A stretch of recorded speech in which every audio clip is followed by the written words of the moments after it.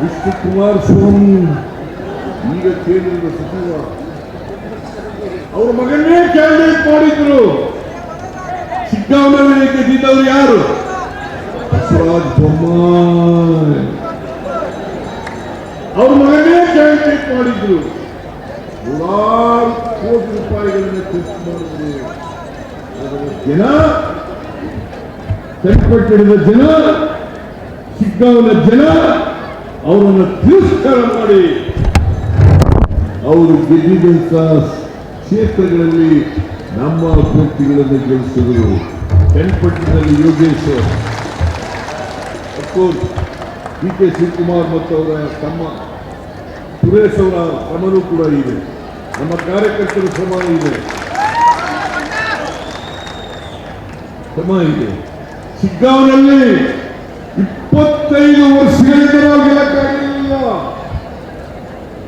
25 ವರ್ಷಗಳಿಂದ ನಾವು ಗೆಲ್ಲಕ್ಕಾಗಿರಲಿಲ್ಲ.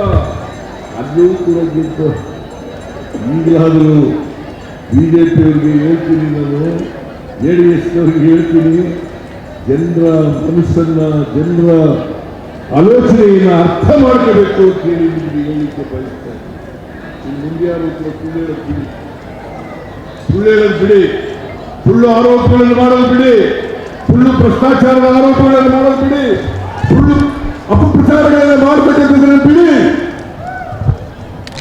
ನಿಮ್ಗೇನಾದ್ರು ಮಾನ ಮರ್ಯಾದೆ ಏನಾದ್ರು ಇದ್ದರೆ, ಏನಾದ್ರು ಮಾನ ಮರ್ಯಾದೆ ಏನಾದ್ರು ಇದ್ದರೆ ಇನ್ನು ಮುಂದೆ ಯಾರು ಕೂಡ ಸರ್ಕಾರದ ಜೊತೆ ಸಹಕರಿಸತಕ್ಕಂಥ ಕೆಲಸವನ್ನು ಮಾಡಿ.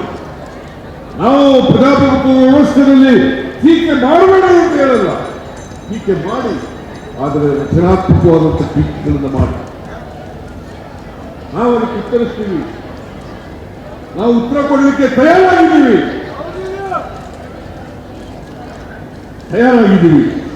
ಸುಳ್ಳು ಆರೋಪಗಳನ್ನು ಮಾಡೋದು, ಅಪಪ್ರಚಾರಗಳನ್ನು ಮಾಡೋದು